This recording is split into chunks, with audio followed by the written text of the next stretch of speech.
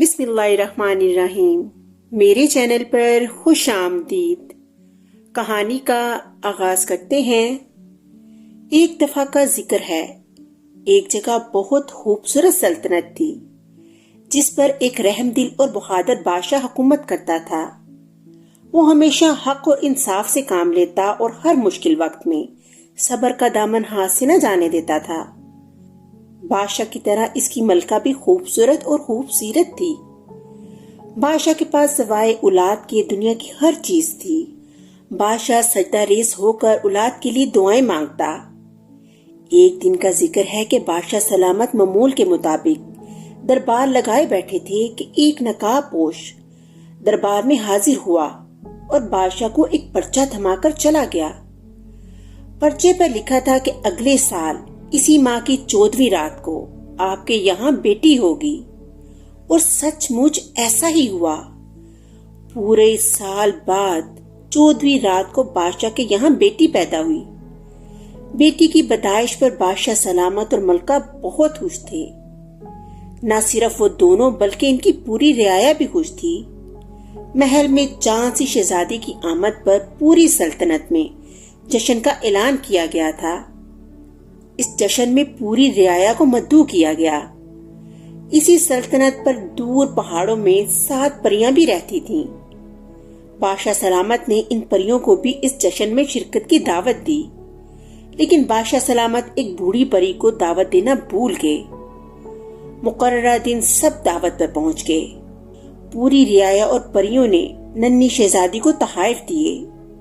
ایک پری نے دعا دی کہ شہزادی کے نصیب اچھے ہوں، دوسری پری نے شہزادی کو صحت کا تحفہ دیا، تیسری پری نے شہزادی کو عقل کا تحفہ دیا، جبکہ چوتھی پری نے شہزادی کو خوبصورتی کا تحفہ دیا، 5ویں پری نے شہزادی کو علم کا تحفہ دیا، 6ٹھی پری نے شہزادی کو لمبی عمر کا تحفہ دیا۔ اتنے میں بوڑھی پری بھی آن پہنچی، جو غصے سے تھر تھر کانپ رہی تھی۔ وہ اصل میں ایک جادوگرنی تھی۔ اس نے غصے سے کہا، میں شہزادی کو پتھر کا بن جانے کی بد دعا دیتی ہوں۔ یہ کہہ کر وہ غائب ہو گئی۔ شہزادی جب بڑی ہوئی تو بہت خوبصورت تھی۔ جو بھی شہزادی کو دیکھتا تو دیکھتا ہی رہ جاتا۔ شہزادی کو سیر و تفریح کا بہت شوق تھا۔ ایک دن چلتے چلتے شہزادی محل کے ایک ایسے حصے میں پہنچ گئی جو اس نے کبھی نہیں دیکھا تھا۔ شہزادی نے دیکھا کہ ایک بوڑھی عورت بیٹھی وہاں چرخ کاٹ رہی ہے۔ شہزادی بوڑھی عورت کے پاس گئی اور ادب سے سلام کرنے کے بعد کہا، لائیے میں آپ کی مدد کر دوں۔ بوڑھی عورت نے شہزادی کو منع کرتے ہوئے کہا، نہیں بیٹی، تمہارا ہاتھ کٹ جائے گا۔ شہزادی نے جب ضد کی تو بوڑھی عورت نے شہزادی کو چرخ کاٹنے کے لیے دے دیا۔ شہزادی نے جیسے ہی چرخ کاٹنا شروع کیا، آہستہ آہستہ وہ پتھر کی بن گئی۔ نہ صرف وہ بلکہ دیکھتے ہی دیکھتے اس کی پوری سلطنت پتھر کی بن گئی۔ اس طرح کئی ماہ گزر گئے۔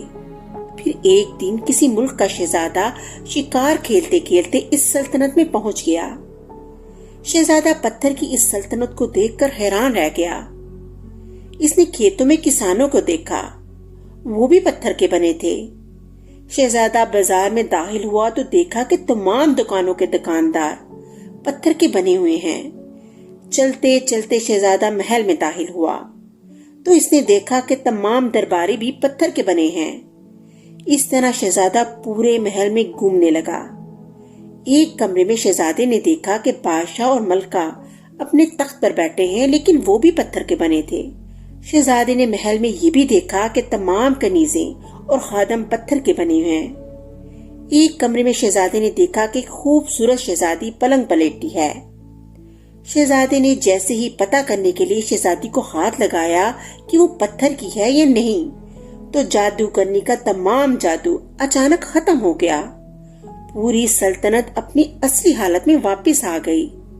بادشاہ نے اپنی اصلی حالت میں واپس آنے کی خوشی میں شہزادے کو تحائف دیے۔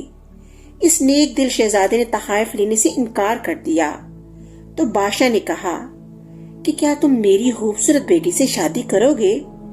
شہزادے نے اسبات میں سر ہلا دیا۔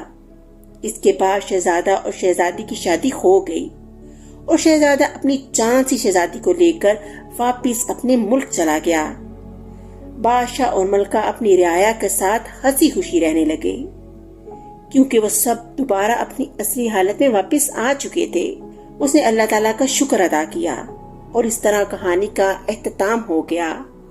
اگلی کہانی کے ساتھ پھر ملیں گے، تب تک کے لیے اللہ حافظ۔